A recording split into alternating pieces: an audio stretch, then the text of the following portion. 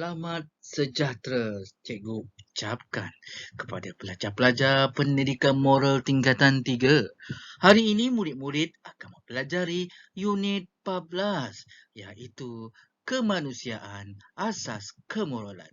Pembelajaran ini disampaikan oleh Cikgu Khairul. Murid-murid, janganlah kamu lupa untuk like, sharekan video ini dan tekan button subscribe. Jom kita belajar, jom murid-murid.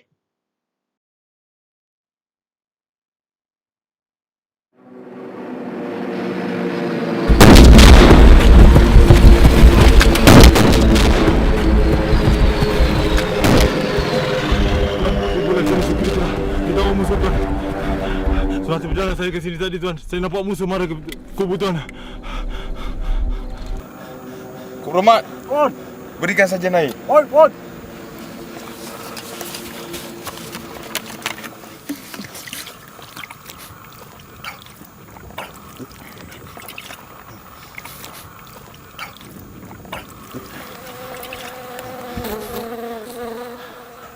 Dan berikan rawatan kepada dia juga. Baik tuan.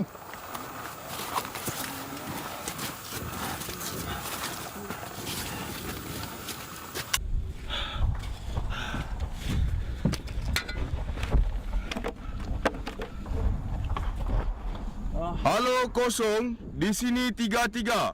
Minta bantuan di Golf Romeo 774 432. Ganti.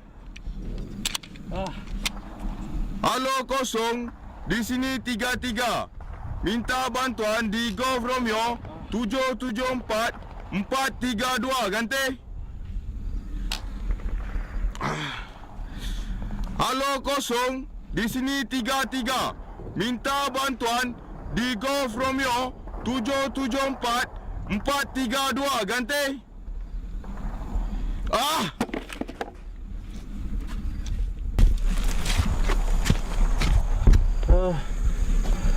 Macam mana sekarang tuan? Perlu kita berundur tuan. Tuan, Jepun sedang hampiri tuan.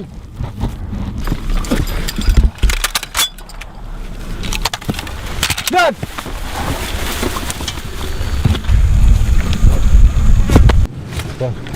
Tuan harus kuat. Tuan saja mampu memimpin kami sekarang tuan. Baiklah Sarjan. Dengar sini semua sekali. Kita tidak akan berundur walau apapun yang terjadi. Ini tanah air kita. Ini kubu kita. Kita perlu pertahankan ia. Tidak boleh!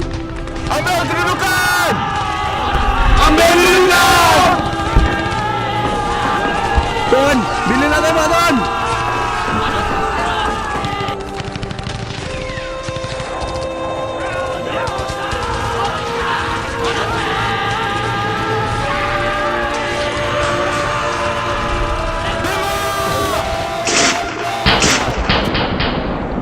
Baik, itu adalah suasana peperangan antara Regimen Askar Melayu menentang tentera Jepun ketika penjajahan pun berlaku.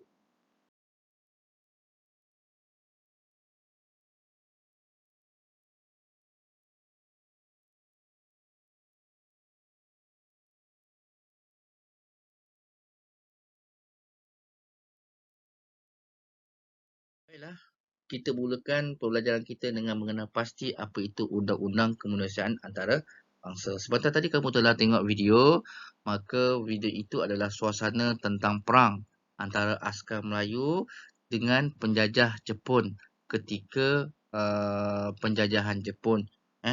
Jadi, itu adalah suasana perang antara askar dengan askar lah, di mana askar tanah Melayu ingin mempertahankan tanah air daripada serangan tentera musuh. Cuba bayangkan kalau kita ada di situ. Jepun menyerang tanpa mengira tempat dan ketika itu askar terpaksa menyelamatkan orang awam, okey, di kawasan perumahan awam. Bayangkan kita tak dapat lari, kita dikepung. Apa perasaan kita? Kita kena ingat bahawa kita akan mati. Jadi macam mana kita nak selamatkan diri? Jadi itulah tugas kita untuk memahami apa itu Undang-Undang Kemanusiaan Antarabangsa supaya peperangan yang berlaku tidak melibatkan orang awam. Baik, apa itu Undang-Undang Kemanusiaan Antarabangsa? Baik, cikgu nak terangkan. Dia digubal untuk apa? Untuk melindungi mereka. Okey, mereka yang tak atau tak lagi terlibat dalam pertempuran. Okey, maksudnya kepada orang awam ataupun askar yang dah pencen yang tak terlibat dalam peperangan serta menghadkan penggunaan senjata. Kalau nak berperang, jadi setiap negara atau pihak yang terlibat dalam perang mesti hadkan penggunaan senjata. Tak boleh lebih. Okey, serta kaedah peperangan. Kaedah peperangan itu mestilah ditentukan. Tak boleh suka-suka hati je. Setakat ini kalau orang berperangan, daripada Perang Dunia Pertama, Perang Dunia Kedua, ada dua cara lah, iaitu serangan tentera darat, melalui udara, serangan udara, ataupun melalui serangan air, serangan di laut. Okey, tetapi itu adalah kaedah yang telah ditetapkan yang mana setiap negara perlu dan satu lagi kaedah peperangan ialah sekarang ni dunia teknologi kan, menggunakan teknologi teknologi bom nuklear. Bom nuklear ni sudah lama dibuat pada zaman Perang Dunia Kedua. Dan percubaan pertama tentera USA pada ketika itu diberikan kepada tentera Jepun. Okey, jadi itu adalah bom pertama dalam uji kaji, iaitu dengan menggunakan nuklear. Okey, jadi undang-undang dapat melindungi maruah manusia dan mengurangkan penderitaan dalam konflik bersenjata. Baik, maruah manusia ataupun maruah orang awam dapat dilindungi. Awak bayangkan kalau negara kita dipijak-pijak oleh orang luar, dipijak-pijak oleh tentera musuh, maka maruah kita sebagai rakyat Malaysia dah tentu-tentunya tercalar. So, pada ketika itu, bayangkan apa perlu kita buat. Nak atau tak nak, suka atau tak suka, kita mesti mengorbankan nyawa kita untuk mempertahankan tanah air kita daripada dijajah. Itu orang yang bersemangat mencintakan tanah air. Baik, serta mengurangkan penderitaan dalam konflik bersenjata. Bila kita menjadi mangsa dalam peperangan, dah tentu-tentulah tubuh badan kita akan mengalami kesannya, iaitu cacat. Bila cacat, kesan derita itu kita tanggung seumur hidup. Okey, seumur hidup. Bayangkan kalau awak masih hidup, kalau mati, selamatlah awak daripada dunia yang fana ini. Baik, undang-undang ini juga diklaim sebagai undang-undang perang. Senang cakap, undang-undang kemanusiaan antarabangsa adalah undang-undang peperangan atau undang-undang konflik bersenjata. Yang mana undang-undang ini menuntut semua pihak yang terlibat dalam peperangan agar gencatan senjata itu dilakukan. Okay, baiklah. Kita teruskan dengan peraturan asas dalam undang-undang kemanusiaan antarabangsa. Setelah kamu tahu apa itu undang-undang peperangan, maka kita nak tahu apa peraturan yang perlu diikuti bagi pihak yang terlibat dalam peperangan. Okey, yang pertama, okey, sesebuah negara yang berkonflik perlulah dielakkan atau dilarang membuat sebarang serangan atau senjata yang boleh memusnahkan orang awam atau harta benda awam yang mengakibatkan kecederaan atau penderitaan berpanjangan. Katakan ketika kamu perang, jangan sesekali cuba menyerang orang awam. Jika orang awam itu dalam keadaan selamat sekalipun, dia tak mati sekalipun, tapi menderita kerana kesan daripada peperangan tersebut pun tak boleh. Derita berpanjangan, contoh cacat seumur hidup, itu adalah derita. Jadi tak boleh sesuatu peperangan itu ditujukan kepada orang awam. Yang kedua, dilarang membunuh orang awam, kombatan dan cedera yang dan sakit serta tawanan perang. Ini bagi pihak yang terlibat dalam perang, kombatan, ataupun askar yang telah tewas dalam perang, ditangkap dan dijadikan sebagai tawanan. Tak boleh dera dan bunuh. Apatah lagi orang awam. Mereka perlu diberikan layanan yang baik, dan diberi perlindungan sama seperti rakyat. Diberi perlindungan ataupun orang awam dijaga dengan baik kerana mereka juga adalah manusia. Baik, yang ketiga, melindungi hak menghormati dan memberikan bantuan kepada petugas dan kemudahan perubatan tentera awam, seperti hospital, klinik dan ambulan. Pihak-pihak yang terlibat yang dielakkan daripada berperang adalah pihak-pihak yang mengamalkan kerja amal dalam memberikan misi bantuan perubatan, terutama kepada orang awam yang cedera parah, terutamanya kepada askar yang cedera parah. Jadi ini tanggungjawab pihak-pihak yang ingin memberikan bantuan ketika peperangan itu berlaku. Dan yang terakhir ialah sebarang serangan hendaklah terhad kepada kombatan dan tentera saja. Kepada pihak yang berperang, orang yang berperang dalam negara ataupun perang saudara ataupun dua negara yang berperang dalam satu tempoh masa. Okey, kesemuanya hendaklah terhad. Okey, serangan itu terhad. Tak bolehlah satu hari 24 jam serangan dilakukan. Okey, 2 jam berturut-turut bom. Kemudian 2 jam berturut-turut serangan udara. Kemudian 2 jam berturut-turut serangan daripada darat. Tak boleh. Okey, mesti dihadkan kerana benda itu membahayakan kepada nyawa manusia, terutama orang awam. Okey, hancurlah sesebuah negara jika asyik diserang dan dibom.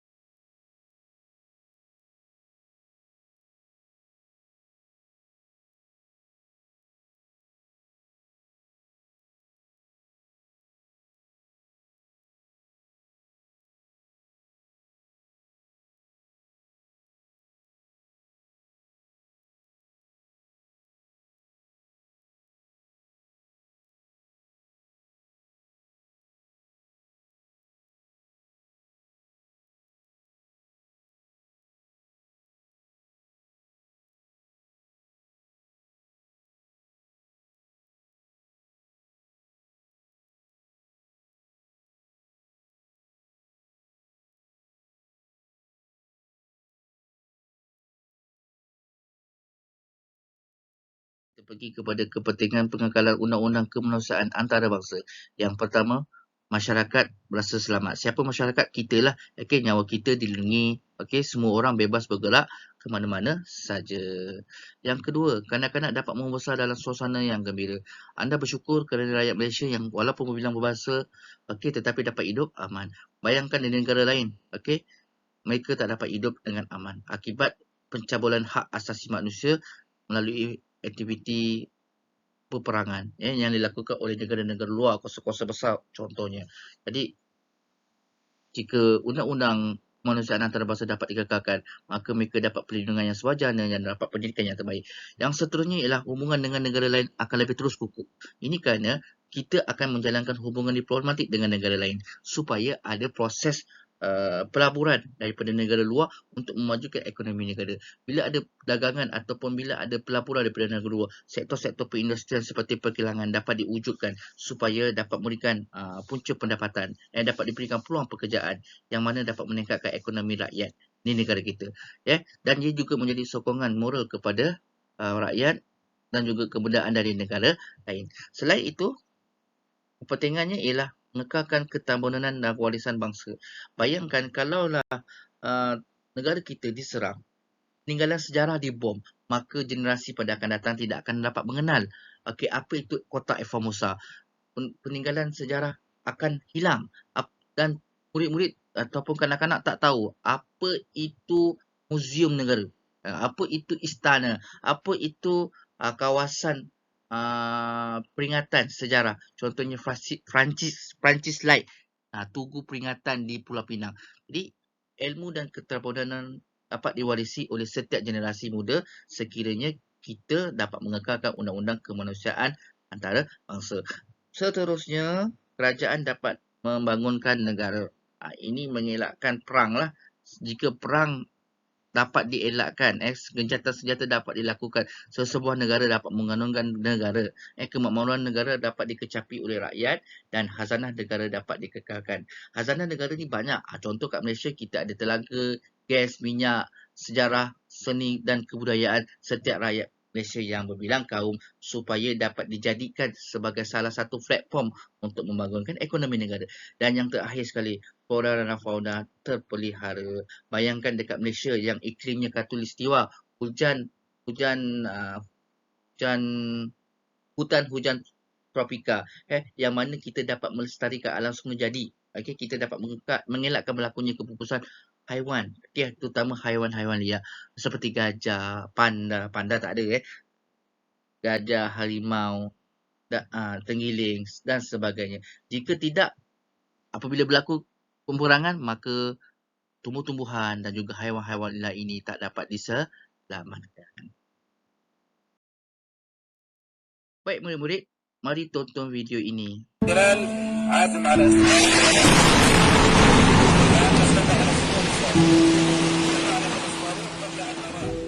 Kanak-kanak Palestin sepatutnya bergembira seperti rakan seusia seluruh dunia dengan memakai baju baharu sempena sambutan Lebaran Aidilfitri dan menandakan berakhirnya Ramadan tahun ini. Sekurang-kurangnya hari ini mereka sepatutnya sedang berpelukan merayakan hari mulia umat Islam bersama keluarga di rumah. Namun tentera Zionis Israel memusnahkan harapan mereka dengan bertindak melampaui batas dan mengebom serta meningkatkan serangan udara terhadap insan tidak berdosa sejak Isnin. Penyelaras media aman Palestin di Gaza, Hamzah Derawi berkata, pertempuran berlaku di hampir setiap inci tanah warga Palestin yang bertindak balas terhadap serangan Zionis. Katanya, walaupun kemusnahan jelas kelihatan di bumi Gaza seperti dilanda tsunami dengan jalan rosak umpama kawah akibat pengeboman Zionis, namun takbir terus berkumandang di bumi Anbiya itu.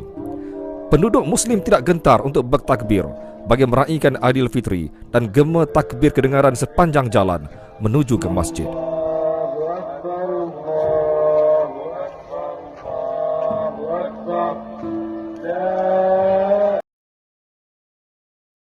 Baik, cikgu akan tunjukkan anda contoh pencabulan undang-undang kemanusiaan antarabangsa.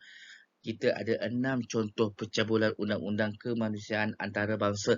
Yang pertama, iaitu membuat serangan terhadap orang awam yang tidak bersenjata. Ada satu video kalau kamu tengok dekat YouTube, askar datang tembak orang awam. Yang orang perempuannya ditangkap masuk penjara. Ini adalah serangan yang seharusnya tidak dilakukan oleh mana-mana pihak. Tetapi apakan daya orang awam, mereka tidak memiliki senjata. Kalau ada pun, apa yang ada di tangan mereka untuk menyerang dan mempertahankan tanah air mereka. Contohnya di Palestin, menyerang menggunakan batu. Sedangkan polis, tentera yang ada kat situ, datang tembak aja. Jadi ini adalah pencabulan, peperangan. Baik, contoh yang kedua ialah menyeksa dan membunuh orang awam, ataupun tentera yang cedera dan tawanan perang. Okey, baik. Cikgu nak kamu kembali semula filem lama. Ni filem lama lah.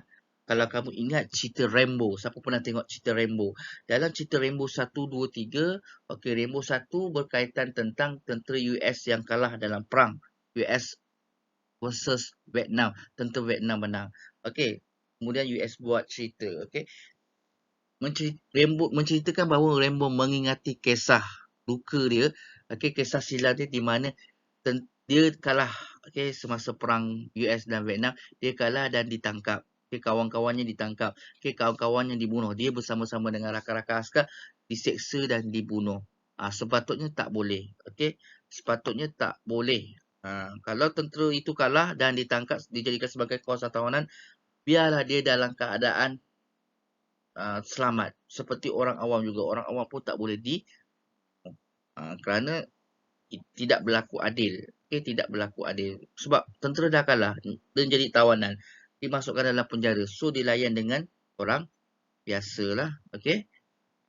Untuk dihantar pulang. Baik, yang ketiga. Apa contoh pencabulan terhadap undang-undang kemanusiaan antarabangsa? Iaitu membuat serangan terhadap bangunan awam. Ini kebiasaan yang dilakukan oleh tentera-tentera ataupun negara kuasa-kuasa besar. Yang merasakan bahawa antara tempat persembunyian musuh, yang dikatakan musuh, berada di bangunan-bangunan tertentu. Contohnya rumah, pejabat kediaman atau pejabat kerajaan dan sebagainya. Maka dengan mudah tentera-tentera musuh menyasarkan serangan dengan menembak bom dan sebagainya. Okey, sebenarnya tak boleh. Bangunan awam ini bangunan pentadbiran kerajaan, okey, unit kediaman dan juga kawasan-kawasan permainan, tak boleh kawasan-kawasan rada tak boleh diserang. Tetapi malangnya pihak yang terlibat dia tak kira janji dapat menyerang supaya memberi tekanan kepada pihak musuh untuk menyerahkanlah. Ini yang selalu berlaku sehingga kini. Okey, sehingga kini. Baik, seterusnya nak anda semua berfikir apakah pencabulan undang-undang ketenteraan ini, peperangan ini. Sudah tentu ianya ialah merosakkan alam semula. Jadi bayangkan murid-murid, kalaulah negara kita, negara Malaysia yang kecil berbanding negara-negara luar, seperti Amerika Syarikat, Britain, Jerman, Rusia dan sebagainya. Mereka menyerang Malaysia hanya menggunakan satu bom ataupun tenaga nuklear untuk menghancurkan Malaysia. Belum lagi serangan ke arah negeri-negeri di Borneo, Sabah, Sarawak. Okey, bayangkan. Ianya secara tidak langsung akan memusnahkan ekosistem alam sekitar. Gas-gas ataupun sumber alat-alat ataupun kandungan gas, kandungan kimia yang boleh menyerang manusia, yang boleh memusnahkan haiwan serta tumbuh-tumbuhan. Tiada apa yang terselamat daripada senjata, teknologi senjata, di mana semua orang takkan selamat, termasuklah alam sekitar. Udara pun akan menjadi kotor. Contoh yang paling mudah, sejarah pernah membuktikan bahawa Jepun merupakan mangsa, mangsa akibat peperangan pada Perang Dunia Kedua. Contohnya pengeboman di Nagasaki dan Hiroshima. Bayangkan bagaimana kawasan itu diserang dengan menjatuhkan bom atom ke arah dua tempat yang berbeza. Bayangkan berapa ramai rakyat Jepun pada ketika itu mati. Digambarkan juga cerita yang dimainkan semula bila bom nuklear itu meletus. Dia punya meletup dan asap gas nuklear itu bertebaran. Bila terkena sesuatu objek atau sesuatu bahan, dia boleh musnah, dia boleh meletup, dia boleh mengurai dan sebagainya. Itulah kedahsyatan teknologi tentera ataupun senjata yang digunakan untuk menyasarkan, untuk menyerang musuh. Baik, seterusnya, apakah contoh pencabulan undang-undang kemanusiaan antarabangsa, iaitu menggunakan senjata musnah secara besar-besaran, iaitu senjata kimia, senjata biologi, bom atom atau yang mengandungi uranium dan fosforus. Kandungan uranium, gas, boleh menyebabkan seseorang mati dengan lebih cepat. Berbeza dengan seseorang mati akibat kurang oksigen. Contoh duduk dalam satu bilik kadap, yang mana kawasan itu makin lama makin berkurangan oksigen.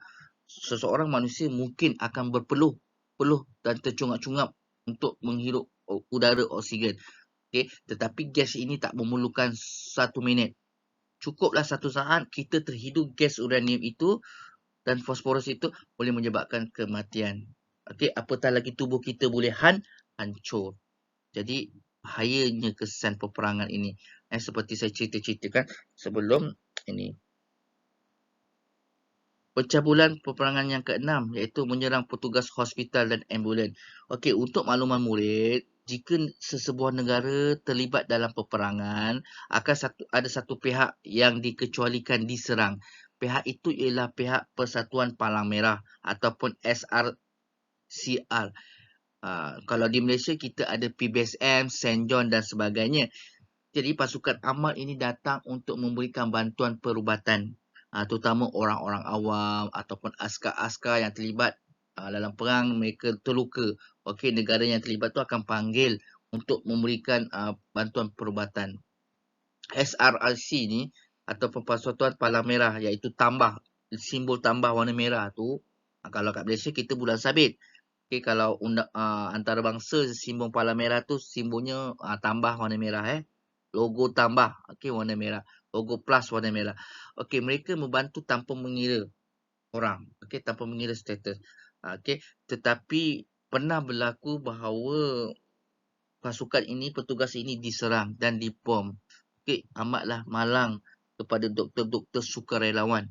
Orang yang bertugas ni adalah doktor sukarelawan.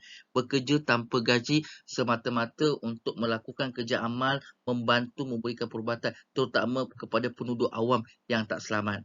Okey, yang tidak selamat, yang diserang. Sebenarnya begitu. Tetapi ada juga pihak yang tak bertanggungjawab menyerang petugas ini. Dan murid-murid cuba bayangkan kalau yang diserang doktor ataupun nurse ataupun pembantu nurse, doktor dan sebagainya diserang. Itu adalah merupakan ahli keluarga anda. Apakah perasaan anda? Terutama mak dan ayah awak. Okey, diberi tempoh sebulan. Sebulan ada kat sana. Bayangkan anda menjadi anak yatim atau anak yatim piatu. Kalau dua-dua merantau untuk membuat kerja amal. Jadi sama-samalah kita mendukung agar mempertahankan undang-undang kemanusiaan antarabangsa atau kata mudahnya ialah undang-undang peperangan supaya negara kita selamat daripada dijajah, daripada diserang atau berlaku pemberontakan daripada dalam negara. Dan yang kedua, kita mendoakan supaya setiap negara ataupun kawan-kawan kita di luar negara sana selamat. Kena ingat negara kita, rakyat Malaysia banyak yang merantau, banyak yang belajar di luar negara. Banyak yang bekerja sementara di sana. Sementara nak habiskan belajar, bekerja kat sana. Bayangkan kalau kawasan itu diserang. Lagi-lagi mereka adalah ahli keluarga kita. Jadi apa perasaan kita? Baiklah, kita pergi kepada kesan pengabaian undang-undang kemanusiaan antarabangsa.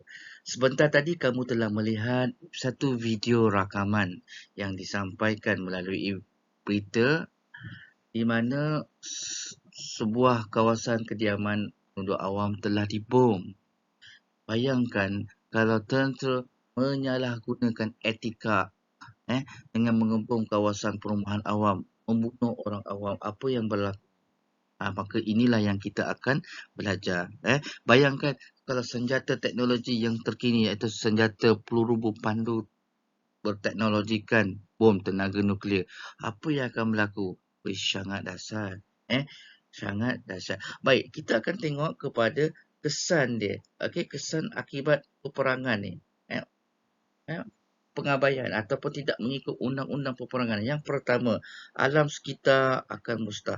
Jangan katakan orang pokok, alam sekitar, udara semua tercemar, semua musnah. Haiwan-haiwan semua akan mati. Ini akibat daripada serangan yang dilakukan oleh pihak yang tidak bertanggungjawab ataupun negara yang berperang, terutamanya bagi negara yang berkonflik. Baik, yang kedua lah, akibat daripada peperangan ini, maka secara tidak langsung ekonomi negara akan terjejas. Bayangkan kalau yang dibom tu yang pertama adalah pusat pentadbiran negara. Bagaimana sesebuah kerajaan, organisasi kerajaan ingin memerintah negara, ingin melaksanakan dasar-dasar negaranya, maka secara tidak langsung ekonomi terus jahanam, terus jatuh. Anda boleh bayangkanlah kalau contoh di Malaysia, katakan di Malaysia Putrajaya dibom terlebih dahulu. Kemudian sasaran serangan tentera musuh dipancarkan, disasarkan kepada kawasan penduduk awam di sekitarnya dan juga negeri-negeri lain. Apa yang berlaku? Satu hari negara akan mengalami kerugian yang besar. Ekonomi negara akan menjunam. Ramai pelabur-pelabur asing akan lari daripada stay di Malaysia, daripada terus melaburkan di Malaysia, maka negara akan jatuh miskin. Baik, yang ketiga, institusi kekeluargaan bukan kerana masalah keluarga, tetapi kerana terlalu banyak ahli keluarga yang terkorban. Cikgu cakap begini kerana bila ramai ahli keluarga terkorban, maka sesebuah keluarga itu tidak dapat ditambah. Bilangan ahli keluarga tak dapat ditambah sekiranya ramai orang yang mati, ramai orang yang terkorban. Maka tidak langsung institusi kekeluargaan bagi setiap rakyat sesebuah negara itu akan runtuh. Ini kerana dia mengundang padah kepada jiwa, berlaku tekanan jiwa. Bila berlaku tekanan jiwa, maka seseorang itu boleh jadi gila. Maka seseorang itu boleh menyebabkan kepupusan jumlah bilangan ahli keluarga. Okey. Yang seterusnya, kecacatan anggota. Kecacatan anggota ni disebabkan oleh kesan daripada diserang. Contohnya lah, askar menembak orang awam. Dia terselamat, dia tak mati, dia terselamat. Tetapi walaupun nyawanya terselamat, tetapi tubuh badannya tak dapat diselamatkan, boleh membawa kepada kematian. Saya bagi tahu contoh. Ada satu peluru. Nama peluru itu ialah bullet butterfly bullet. Okey, butterfly bullet ini merupakan salah satu senjata yang dilarang pakai. Namun kuasa-kuasa besar tetap juga menggunakannya. Kenapa bahaya? Kerana apabila menggunakan pistol yang menggunakan bullet butterfly, dia boleh menyebabkan cacat. Seseorang itu cacat seumur hidup. Maksudnya, kalau tembak ke arah kaki, kaki boleh putus. Kaki boleh putus, bukannya jalan terenjok-enjok, putus terus. Bila bawa ke hospital tak boleh nak selamatkan. Tulang tu pecah dan bukan patah, putus terus, tak boleh nak cantum. Kalau patah, doktor masih boleh tak boleh orang kata simen boleh cantumkan. Tapi kalau putus, doktor tak boleh buat apa-apa. Maka berlakulah kecacatan anggota yang kita rasa kesian kepada mereka. Namun begitu, tiada apa yang boleh kita katakan daripada kesan peperangan yang dihalakan kepada orang awam. Orang awam juga boleh cacat disebabkan oleh letupan bom. Okey, letupan bom, kemusnahan harta benda, rumah dan sebagainya. Di mana cacatnya itu disebabkan oleh terhempak batu, okey, dan sebagainya. Yang mana malapetaka itu tak boleh buat apa-apa sehingga menyebabkan seseorang itu cacat. Maka dengan ini, marilah kita bersama-sama elakkan diri daripada terlibat peperangan. Dan kerajaan negara kita iaitu kerajaan Malaysia seharusnya bijak dalam mengawal pintu masuk negara serta mengawal kedaulatan negara daripada diceroboh oleh tentera asing. Baik, dan yang seterusnya ialah kalau kita mengabaikan undang-undang kemanusiaan antarabangsa, okey, satu Malaysia, apa yang akan berlaku? Iaitu konflik yang berterusan.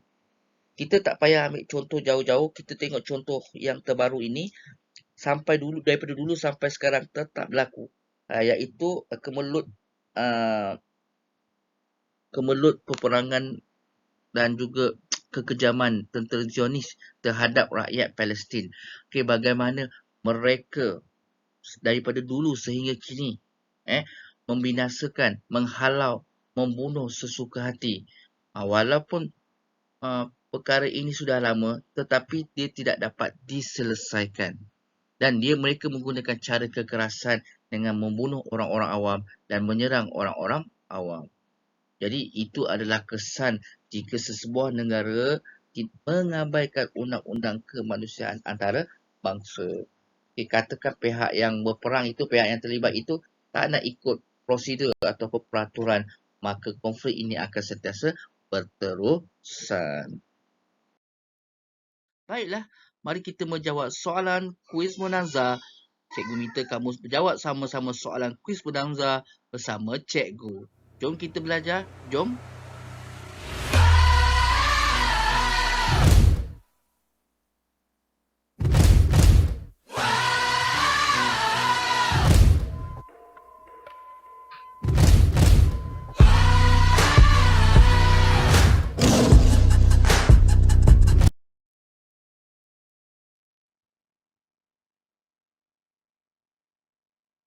Baik, mari kita menjawab soalan unit 14.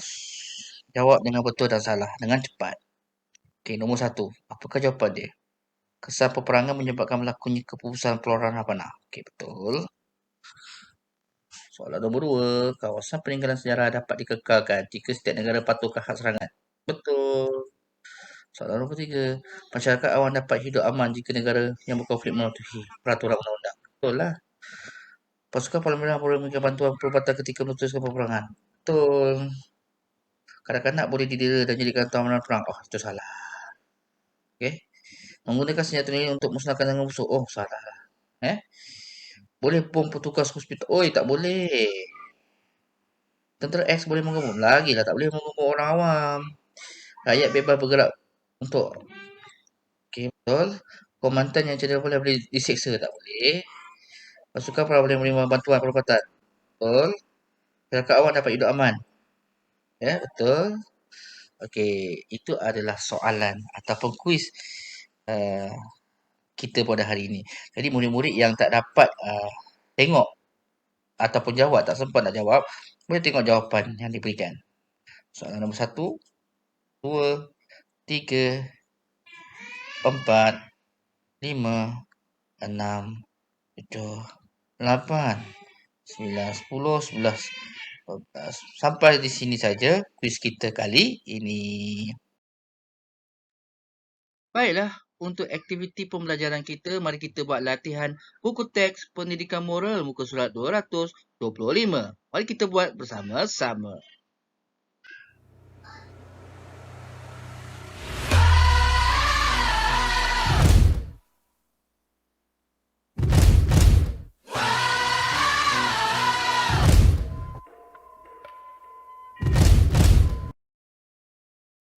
Baiklah, latihan terakhir kita akan bincangkan dalam teks pendidikan moral tingkatan 3 di muka surat 225. Murid diminta untuk membuat latihan penilaian A. Baik, bagaimanakah murid nak menjawab soalan? Murid kena pastikan baca arahan. Kemudian, keluarkan isu yang terdapat dalam instrumen soalan sama ada dalam bentuk petikan, gambar dan sebagainya. Baik, kita cuba fahami baca arahan soalan. Baca petikan tentang mangsa peperangan. Okey, cerita tentang mangsa peperangan di bawah dan jawab soalan berikut. Baik, apakah isunya yang nak disampaikan kepada kita? Baik, kita baca petikan. Koyu. Okey, koyu adalah watak dalam cerita ni ialah bukan mangsa peperangan. Okey, kita gariskan atau highlightkan. Dia dihantar ke negara X dan tinggal di sebuah kamp pelarian. Okey. Sementara 2 tahun sebelum berhijrah ke negara Y. Nampak tak? Dia kena lari, dihantar ke kamp pelarian sementara dia kemudian berhijrah ke negara Y lah. Itu isu dia lah. Di negaranya, Koyu mengalami pelbagai pengalaman buruk akibat peperangan. Okay, apa isu buruk dia? Iaitu ibu dan ayahnya mati ditembak oleh siapa? Oleh pengganas. Kenapa pengganas? Kerana pengganas adalah salah satu pihak yang terlibat dalam negara yang berkonflik dalam peperangan. Okey, yang kedua, apa isu dia lagi? Bantuan ubat-ubatan dan makanan tidak sampai di kampnya. Itu isu yang kedua lah. Ketika berlaku peperangan. Dan banyak rakannya yang telah mati. Nampak? Banyak rakannya ataupun kawan-kawan siapa? Kawan-kawan Koyu mati akibat kebuluran. Kebulurannya maksudnya tak cukup makan, tak dapat makan, tak makan. Sebulan tak makan, matilah. Banyak kanak-kanak dan wanita terkorban. Banyak kaum wanita, orang wanita, orang perempuan dewasa dan juga kanak-kanak mati akibat peperangan tersebut. Okey, itu antara salah satu isu yang ingin diberikan kepada kita. Mak bapak Koyu mati, kawan-kawan Koyu ramai mati sebab kebuluran dan juga ramai kaum wanita juga kanak-kanak mati. Baik, soalan yang pertama, apakah nilai yang patut diamalkan semasa berlakunya peperangan? Baik, kita gariskan nilai. Dia minta nilai, so kita kena jawab nilai. Nilai apa agak-agak?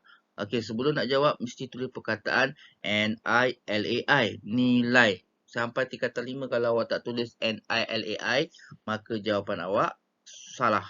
Okey, walaupun betul tapi tak salah lah, tak dapat markah. So, kena tuliskan nilai. Kita tengok nombor 1.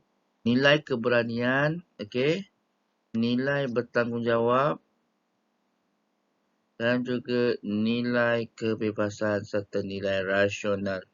Okey, nampak tak di sini?